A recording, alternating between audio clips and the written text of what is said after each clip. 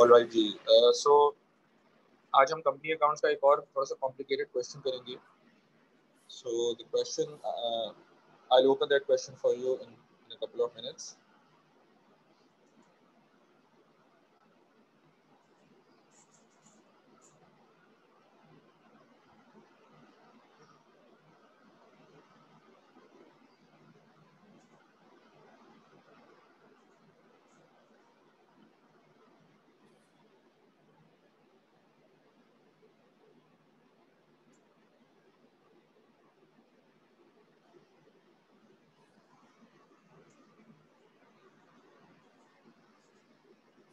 So the question that we will be covering today is sort of one of the toughest, I would say. इसकी adjustment सबसे ज़्यादा खतरनाक थी overall अगर किसी भी सवाल में देखा जाए तो. Not the toughest, but one of the toughest, I would say. So this is June 18, paper 32, question number 2. June 18, paper 32, question number 2.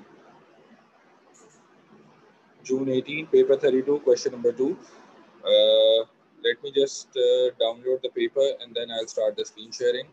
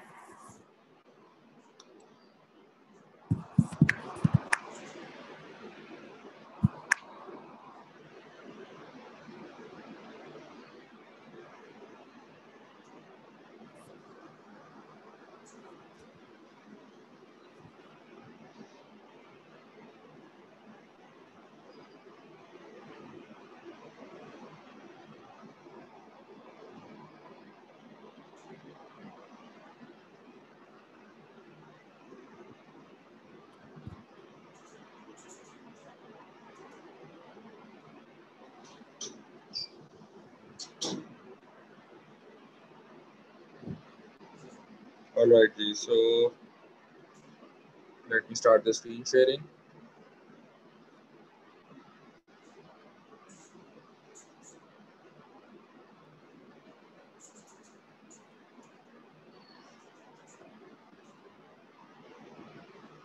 Alright, so this is June 18, paper 32, question number 2.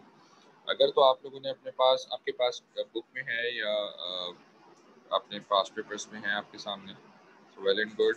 या अगर आपने डाउनलोड कर लिया तब भी fair enough, और अगर नहीं है तो बेटा इसके स्क्रीनशॉट्स ले लीजिए. So take a screenshot, 5 seconds for this. 5, 4, 3, 2, 1.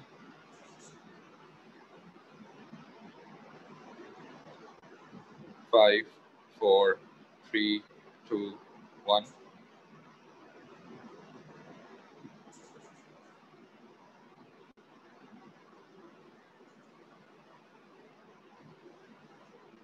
5, 4, 3, 2, 1.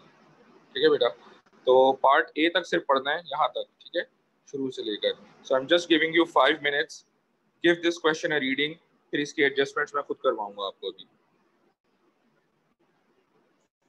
अभी स्क्रीन शेयरिंग में रोक रहा हूँ. You have 5 minutes. Just read the question carefully और फिर मैं सारी एडजस्टमेंट्स खुद करवाऊंगा.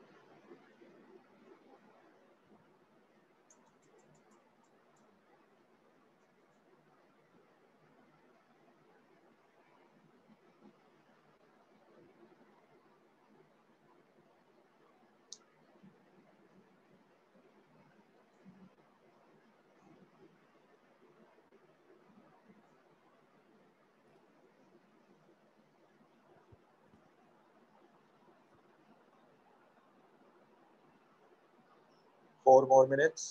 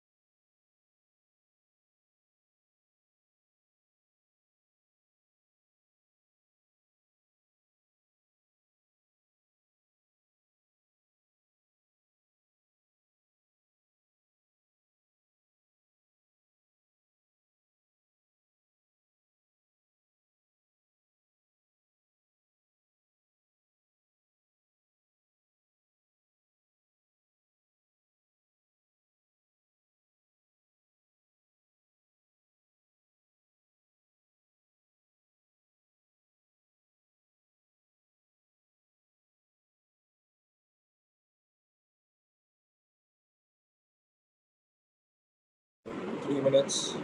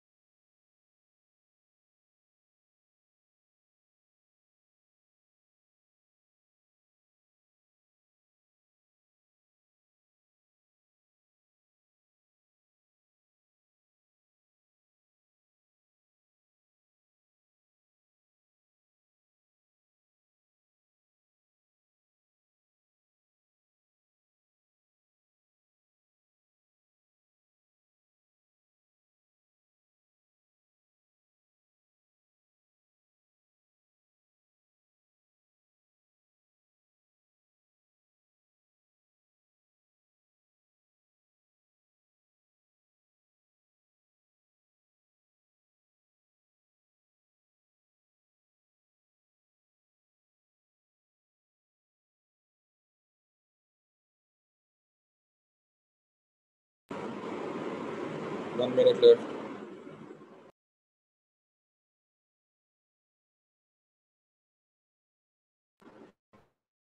बेटा आई होप तकरीबन पढ़ लिया हो सबने, फिर मैं स्टार्ट कर रहा हूँ।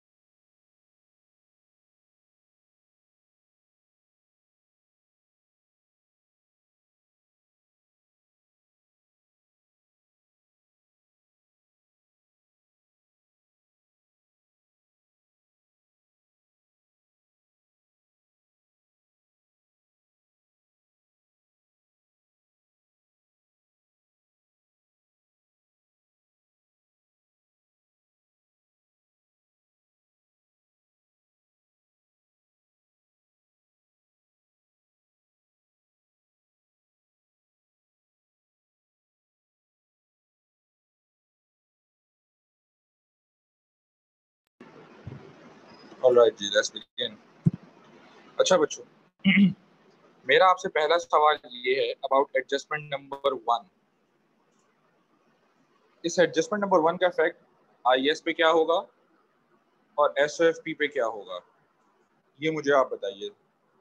ट्राई करो, कोई बताइए मुझे।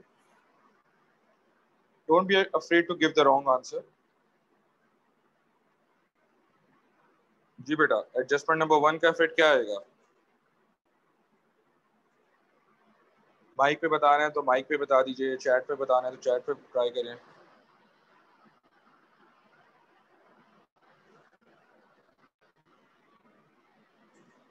रेवेन्यू से माइनस, ट्रेड रिसीवेबल में add Zaid says, Yasir sir IS minus और एसओएफपी में ऐड होगा ट्रेड रिसीवेबल में माइनस,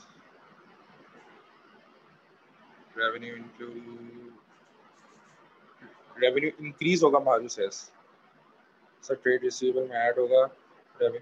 अच्छा, ज्यादातर बच्चों ने रेवेन्यू का इफेक्ट सही बताया है। देखो मैं इसको एक्सप्लेन करता हूँ बेटा, सुनिएगा गौर से। Revenue included a revenue included a deposit of $6,000 from a customer for the goods to be delivered in March 2018. हमारा ईयर एंड है 31 दिसंबर 2017। अगले साल की सेल के पैसे पहले से रिसीव कर लिए। तो मैचिंग कॉन्सेप्ट अगर हम अप्लाई करें तो क्या ये करंट ईयर के सेल्स के पैसे हैं? बिल्कुल भी नहीं है। तो क्या ये करंट ईयर के सेल्स में आने चाहिए? नहीं आने चाहिए। तो हम क्या करेंगे, रेवेन्यू में से इसको माइनस कर देंगे, तो हमारा एडजस्टेड रेवेन्यू हो जाएगा 2,348,000, यानी कि 2,348,000 1000। और इसका दूसरा इफेक्ट क्या होगा, क्योंकि ये पैसे हमने एडवांस में रिसीव किए हुए हैं, एसओएफपी का इफेक्ट किसी ने मुझे सही नहीं बताया, क्योंकि हमने ये पैसे एडवांस में रिसीव किए हुए हैं, तो एट द सेम टाइम 6000 जो है वो करंट लायबिलिटी में चला जाएगा। सो आप रिसीवेबल्स का ये एक्सेप्शनल या माइनर बैलेंस है, आप इस तरह से अगर देखें, कंट्रोल अकाउंट से अगर आप लिंक करें जो एएस में आपने पढ़ा था, तो है तो रिसीवेबल ही, लेकिन क्योंकि उन्होंने एडवांस में पेमेंट कर दिया तो टेम्परेरीली उसके अकाउंट में क्रेडिट बैलेंस आ रहा होगा, तो ये क्रेडिट बैलेंस करंट लायबिलिटी में जाता है कि जो हमने एडवांस पेमेंट्स रिसीव कर ली हैं लोगों से। ठीक है, तो ये इसका इफेक्ट है।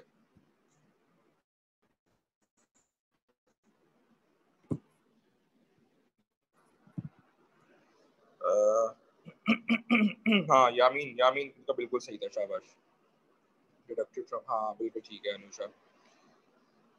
जी जी जी, Yamin is correct, Yamin was the first one to give the correct answer, good good. बाकी लोगों की भी अच्छी अटेम्प्ट थी, रेवेन्यू का तकरीबन सब लोगों ने बता दिया। ठीक है बेटा, अगर किसी को ये चीज नहीं समझ में आई तो दोबारा पूछने before we move on to the next. इस सवाल में एडजस्टमेंट ऑल गुड। चलिए नेक्स्ट एडजस्टमेंट को देखते हैं बेटा। Adjustment number 2। अब आप मुझे बताइए कि क्लोजिंग इन्वेंट्री की क्या वैल्यू होनी चाहिए। चैट पे लिखना शुरू करें अपने answers.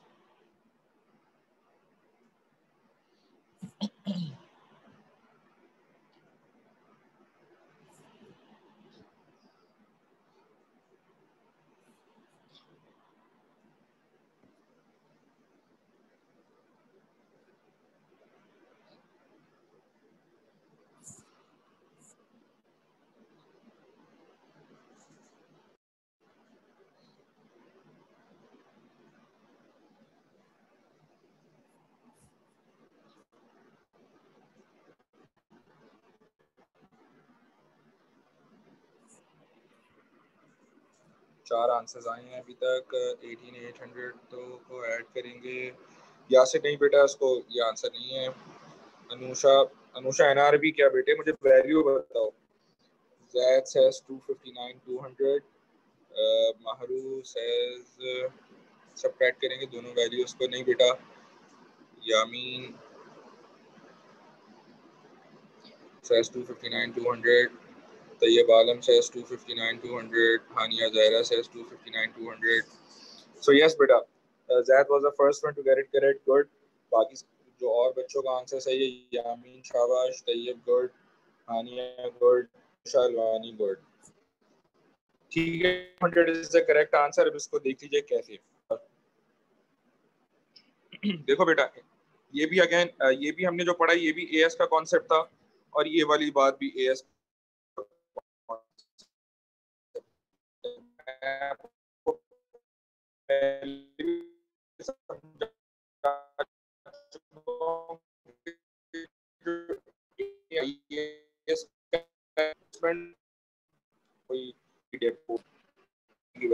So we know that have read lower stand and NRV।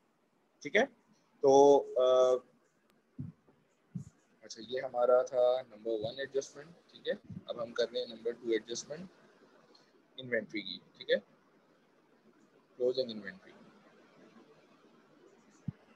सो बेटा क्लोजिंग इन्वेंट्री के अंदर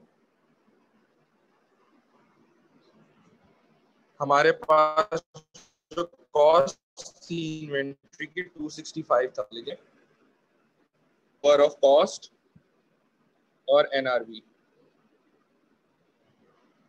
ठीक है, सो लोअर ऑफ कॉस्ट और एनआरवी के ऊपर हम इन्वेंट्री लेंगे। तो हमने कॉस्ट पे रखी हुई है 265,000। ऑफ दिस यानी कि इसी कॉस्ट के अंदर क्या शामिल है, वो गुड्स जिनकी कॉस्ट 24,600 है। तो 265,000 में ये 24,600 शामिल है, लेकिन इसकी कितनी थी 8। तो लोअर पे लेते हमें कॉस्ट पे, तो हमें तो एनआरवी पे लेना चाहिए था। तो अब हम क्या, में गिवन है इन्वेंट्री जो गिवन थी, वो गिवन थी पूरी पूरी, उसमें से ये 24,600 हटा देंगे, तो 24,600 हो जाएगा माइनस, ठीक है, और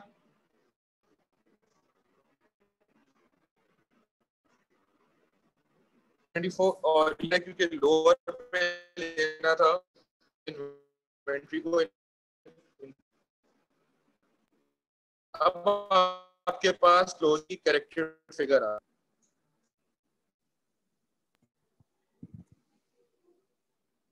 ठीक है, अब ये करेक्टेड फिगर आ जाएगी 259,200।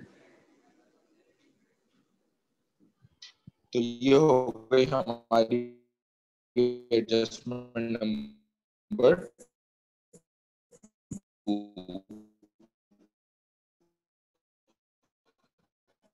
तो कोई सवाल समझ में नहीं आ रहा, ऑल गुड, ओके जी, let's move on. Adjustment number 3, adjustment number 3 तो सबसे ज्यादा खतरनाक थी इस सवाल की, बाकी में तो इतना कोई मसला है नहीं। एडजस्टमेंट नंबर 3, तो एडजस्टमेंट नंबर 3 पढ़ के अब आप मुझे ये बताइएगा कि डेप्रिसिएशन कितना होगा लैंड एंड बिल्डिंग्स पर।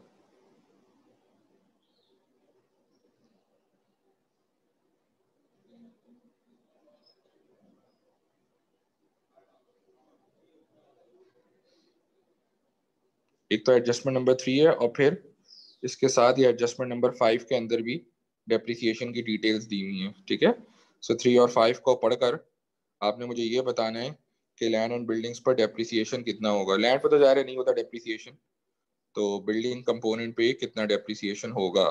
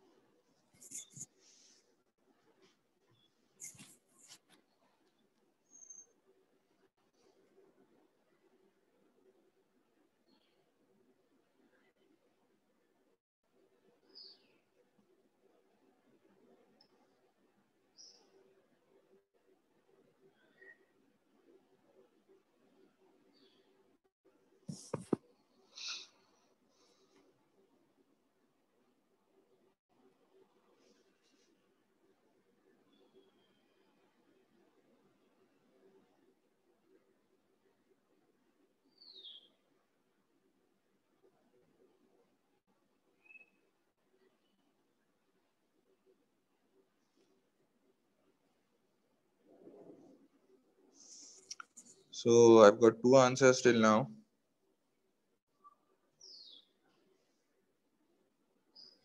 एक यासिर ने आंसर दिया है, एक जैद ने दिया है, एक अरीज ने दिया है। जरा थोड़े से लोग और ट्राई कर दें, फिर मैं बताता हूँ कि क्या सीन है।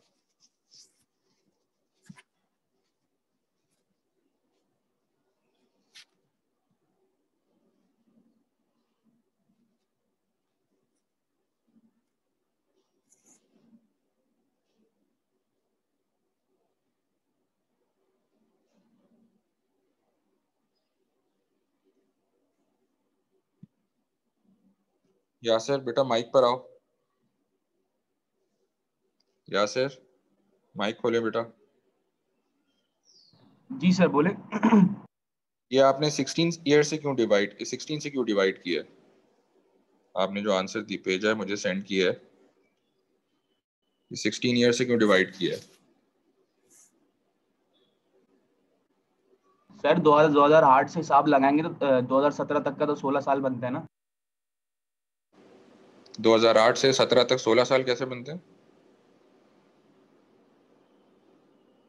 2008 से 17 तक 16 तो नहीं बनते।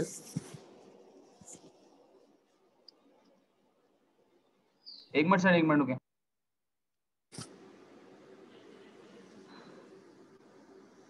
ओके, यामीन का भी एक आंसर आया है, लेट्स सी।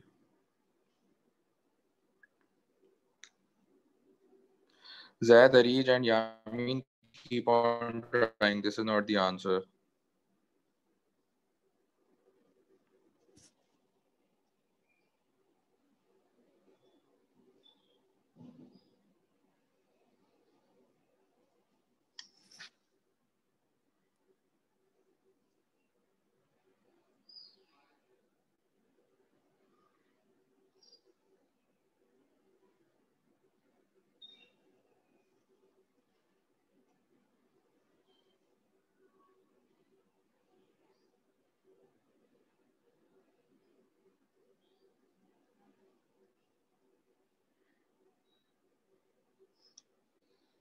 जी आमीन, कैसे निकाला? नहीं अनुषा बेटा, ये आंसर नहीं है, ट्राई करें। यासर, अभी तक आपका आंसर नहीं आया लगता, बस मार्किंग स्कीम से छपाई हो गई है।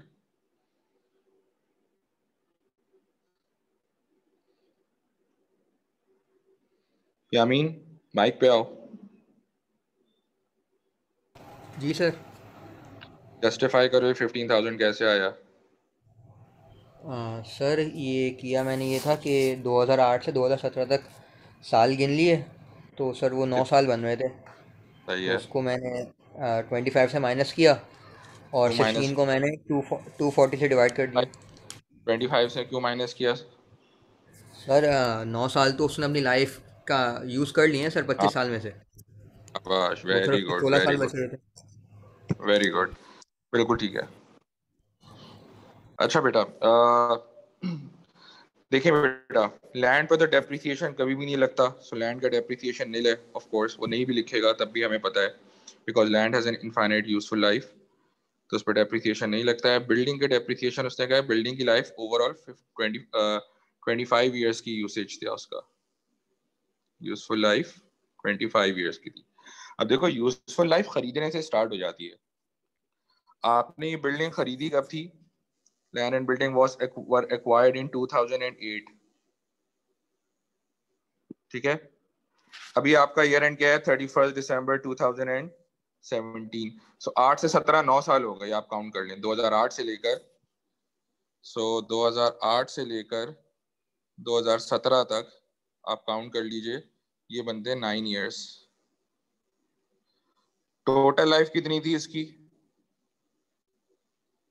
टोटल लाइफ थी 25 ईयर्स। सो 25 ईयर्स में से जब 9 ईयर्स निकल गए हमारे, तो अभी 16 साल मजीद उसकी लाइफ बाकी है।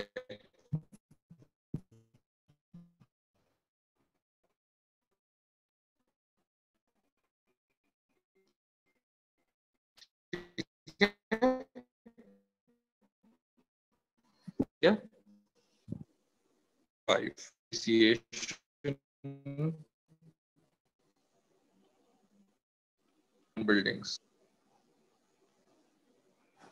ठीक है। तो सबसे पहले लाइफ हमने देख ली क्या है। अब हमने देखो उसको रीवैल्यू किया है, रीवैल्यू करने के बाद 7,20,000 की है, of which 2/3 is allocated to land and 1/3 to the building. So we are just interested in the component of the building only because we'll never charge depreciation on land. तो अब हम क्या करेंगे? सिंपल सी बात है, जो वैल्यू थी 7,20,000 की, उसका हम निकाल लेंगे अपॉन 3, बिल्डिंग का कंपोनेंट आ जाएगा। तो क्या आ रहा है, कोई माइक पे बताएगा? 240,000 बिल्डिंग का आ रहा है। कैलकुलेट कर लीजिए। जी थैंक यू बेटा। तो बिल्डिंग वाला किया, ठीक है। तो बिल्डिंग वैल्यू है 240 था, और बिल्डिंग की लाइफ अभी कितनी बाकी बचती है? 16 साल। तो उसको आप डिवाइड कर दो ओवर द यूजफुल लाइफ, तो ये आपका आ जाएगा 15,000 का डेप्रिसिएशन। अब आप 15,000 का पर एनम डेप्रिसिएशन हर साल चार्ज करते रहेंगे। This is how it is, ठीक है बेटा। To do with day two basic adjustment के रिएक्शन की, और बेसिक अकाउंट ही ये ज्यादा थोड़ा ड्रिल डाउन हो जाता है। जी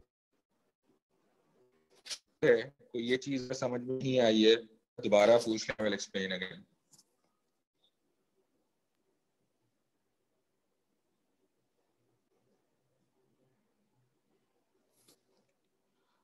जैद जाकिर, रिमेनिंग लाइफ पर इसलिए किया क्योंकि आपकी टोटल लाइफ 25 ईयर्स थी, ठीक है।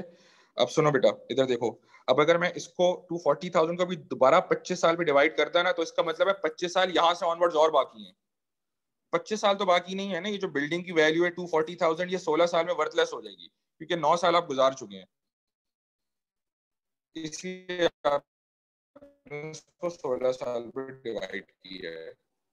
जब भी डेप्रिसिएशन आप जब मॉडिफाई करते हैं जो हिसाब से आप सर आपकी आवाज़ कट रही बीच बीच में। समझ में आ गई बेटा बात? जी सर। दोबारा बताऊं? अच्छा ओके। आपके पास आवाज कट रही है? जी सर, मेरे पास भी कट रही है आवाज। जी सर मेरे पास भी कट रही है। अच्छा ओके।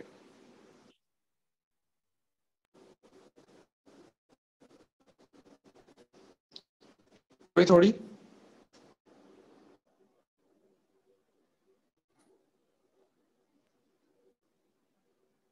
सर कुछ बोले तो।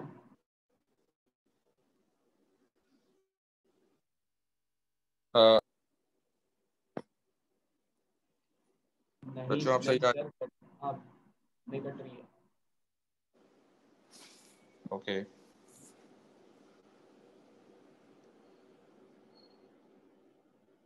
जी बेटा, अब आ रही है सही? जी अब क्लियर है। ठीक है। Alright, so I am starting the screen sharing again. I hope समझ आ गया होगा सबको बेटा। 10 सेकेंड्स और दे रहा हूँ, किसी और को इससे रिलेटेड कोई सवाल है, इस एडजस्टमेंट से रिलेटेड, तो पूछ लें बिफोर आई मूव ऑन।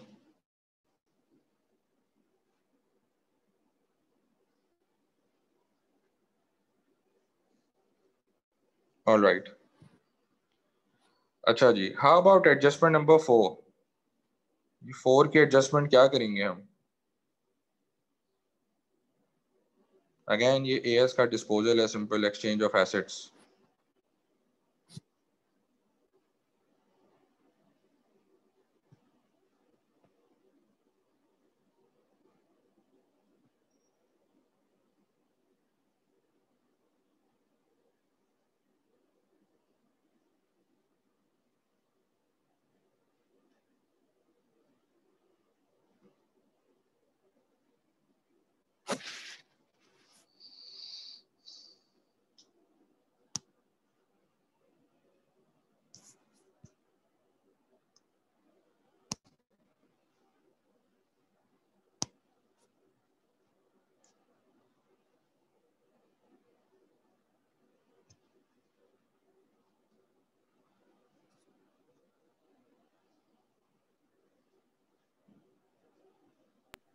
दस हजार गेन होगा।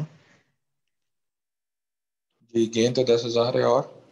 और क्या एडजस्टमेंट्स होंगी इसके अंदर?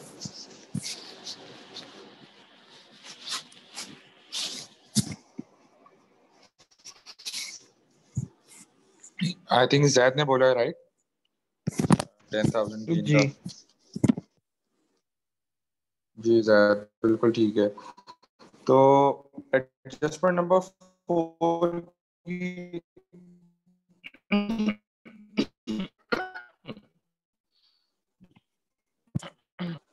तो सर आवाज कट रही थी।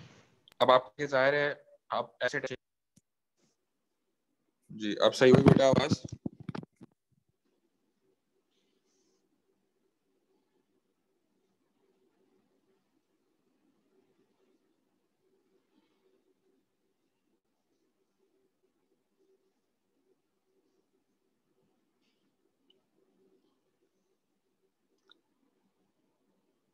जी बेटा आवाज आ रही है अब? जी सर अब क्लियर है थोड़ी सी। ठीक है। तो बेटा आपको पता है कि profit and loss on disposal, इसका फॉर्मूला होता है सेलिंग प्राइस माइनस एनपीवी।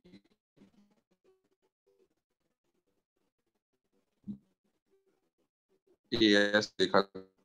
अब सेलिंग हमने दिया है सर पुराने एक चीज पूछनी थी। की वैल्यू 10,000। सर जी आवाज कट बेटा। रही है आपकी, दोबारा दोबारा। सर एक बात बताएं, जो 40,000 की जो पुरानी मशीन थी, पुराना इक्विपमेंट था, क्या अच्छा नाम है, जो हमने किया था वो तो ट्रेड इन किया था ना, तो माइनस होगा ना 40,000। नहीं बेटा देखो, जो पुरानी इक्विपमेंट 2011 में बाई करी थी तब 40,000 की थी।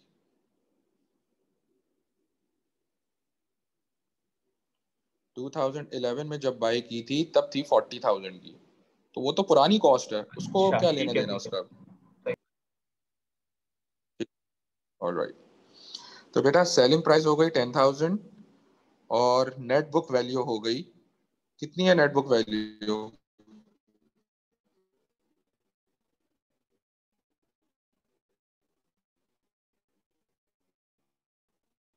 कॉस्ट माइनस एक्यूमुलेटेड, तो ये लिखा अप्रिशिएटेड है। ये जो 1000 का परचेज किया था सारा डेप्रिशिएट कर दिए, ठीक है। अब नेट बुक फॉर्मूला क्या होता है? Depreciation, right. तो कॉस्ट और एक्यूमुलेटेड डेप्रिसिएशन भी 40,000 पूरा डेप्रिशिएशन है, तो एनबीवी 0 हो गई। सो एनबीवी इज 0। तो एक ऐसी चीज जिस 0 है उनकी बेच दी। सर आवाज आपकी बहुत कट यहाँ रही है।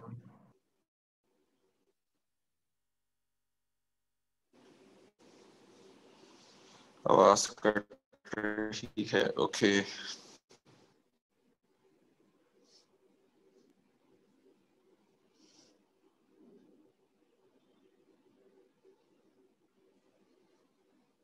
जी अब सही हुई आवाज बेटा?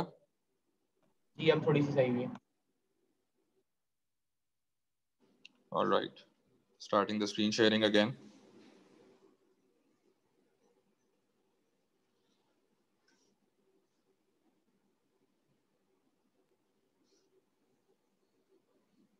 ओके तो एक तो हो गया ये प्रॉफिट है 10,000 का, ठीक है।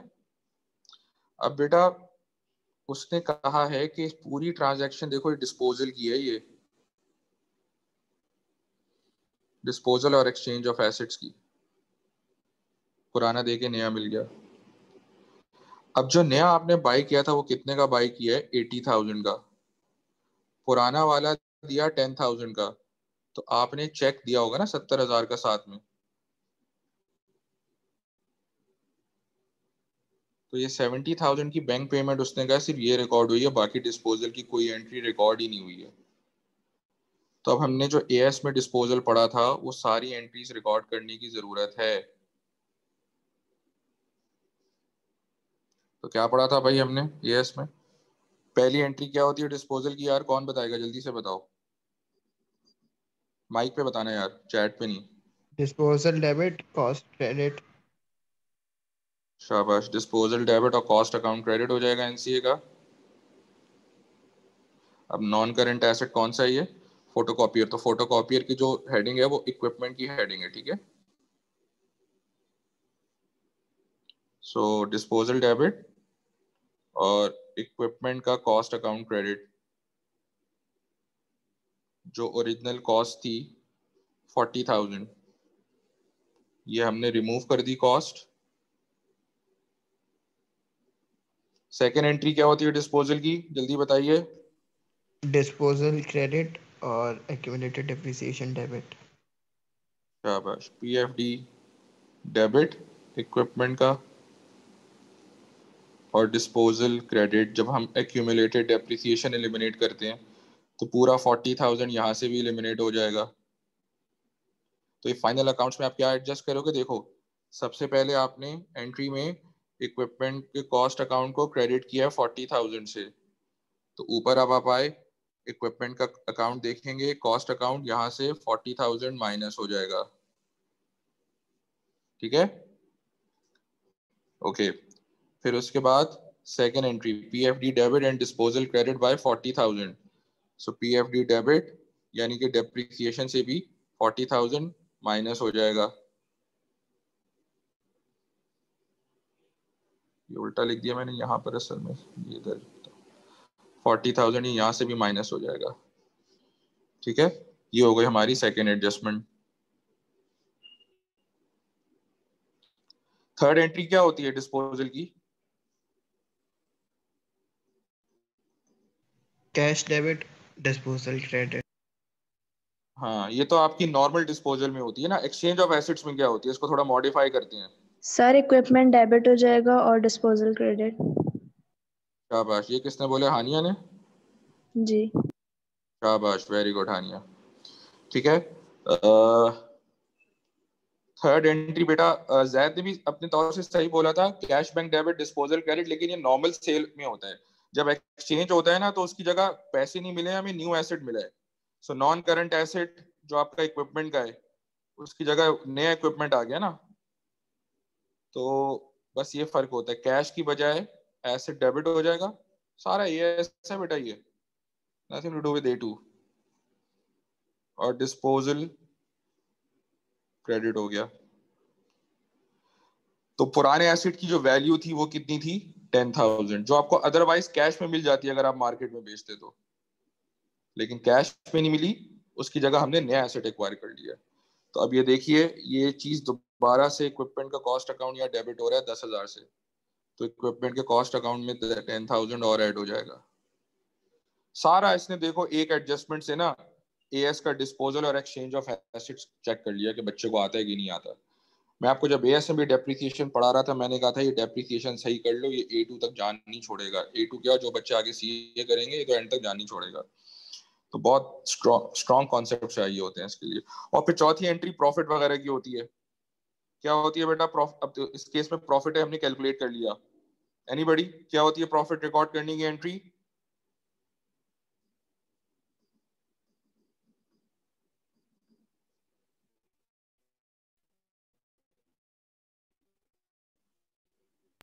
प्रॉफिट हुआ तो डिस्पोजल एंट्री क्या होती है डेबिट बेटा? और इनकम स्टेटमेंट क्रेडिट। शाबाश, डिस्पोजल डेबिट और इनकम स्टेटमेंट क्रेडिट।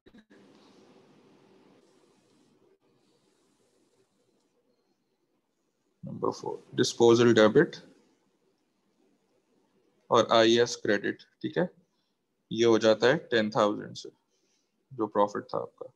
तो ये आपका प्रॉफिट इनकम स्टेटमेंट में चला जाएगा जब आप कैलकुलेट कर रहे होंगे, और ये एडमिन एक्सपेंसेस के अंदर से माइनस हो जाएगा, ठीक है।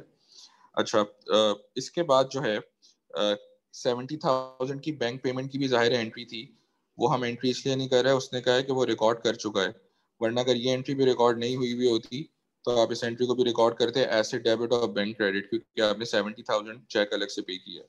लेकिन इस एंट्री की यहाँ पे जरूरत नहीं है, उसने रिकॉर्ड कर ली है। So this is the adjustment. Screenshot ले लो बेटा इसका, इसके अंदर एडजस्टमेंट नंबर 3, 5 और 4 पूरी आ रही है एक ही स्क्रीन पर।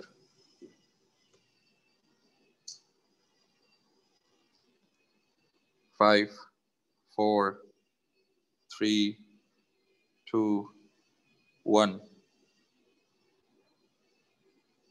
अब आपसे मेरा एक सवाल ये है कि देखो इक्विपमेंट का भी डेप्रिसिएशन उसने बोला हुआ है ना 25% पर एनम ऑन कॉस्ट। अब मुझे बताओ इक्विपमेंट का डेप्रिसिएशन कितना है? अब तो आसान सी कहानी रह गई एडजस्टमेंट नंबर 4 के बाद। सारी 248,000 एडजस्टमेंट इंटू 25% है इसका डेप्रिसिएशन। 248,000 इंटू 25%, मुझे बताओ ना वैल्यू। 62,000। हाँ 62, सही है, शाबाश ज़ैद। अच्छा भाई देखो, ये मैंने ऊपर एडजस्ट कर दिया ना, अभी हमने ये बात करी थी सारी डिस्पोजल की एंट्री साथ साथ एडजस्ट कर दी हमने। सो 278,000 माइनस 40 प्लस 10, ये आपकी एडजस्टेड कॉस्ट हो गई। इसके ऊपर आपने 25% लगा देना है, तो डेप्रिसिएशन आ जाएगा 62,000 का, ठीक है बेटा। तो इसका भी डेप्रिसिएशन कैलकुलेट हो गया।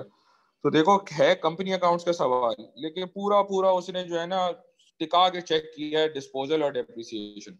डिस्पोजल भी एक्सचेंज ऑफ एसेट के साथ वाला, कितना हैवीली इसने इसको यहाँ पे टेस्ट किया है, ठीक है। बाकी एडजस्टमेंट्स आसान है।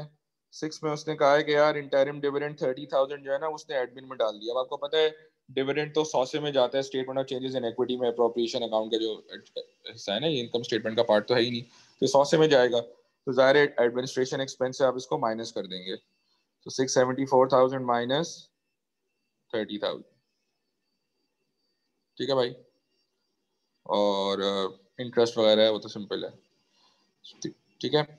So that's about it. अब आपने करना है क्या बेटा, इस सवाल को खुद से घर पे पूरा अटेम्प्ट करना है, जो एडजस्टमेंट्स कराई हैं वो भी खुद से करिएगा, और इसकी जो भी इनकम स्टेटमेंट वगैरह बनानी है वो आप बनाकर आएंगे, ठीक है बेटा। That's about it. तो इंशाल्लाह फिर कोई सवाल है तो वो पूछ लें before I end the class.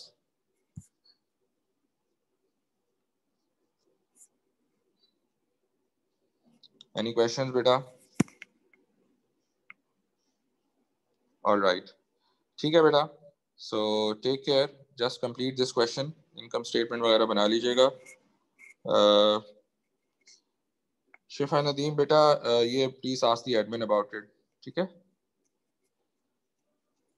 ठीक है बच्चों, चलो टेक केयर, अल्लाह हाफिज।